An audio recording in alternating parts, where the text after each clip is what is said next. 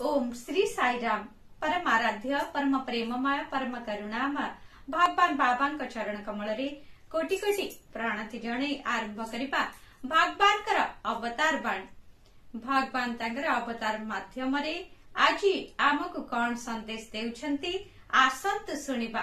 सेवा हेउछि आत्म साक्षात्कार एकमात्र मार्ग। एहा प्रेम एवं प्रेम रे निहित त्यागर श्रेष्ठ अभिव्यक्ति।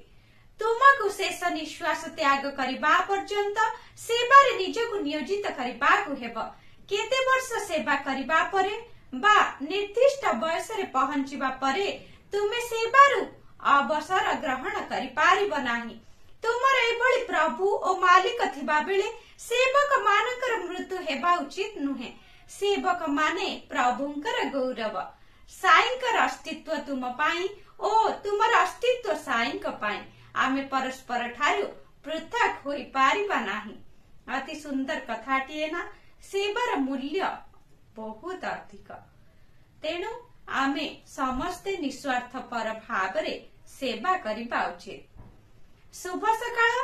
आपणकर दिनटी मंगलमय हेउ। जय साईराम।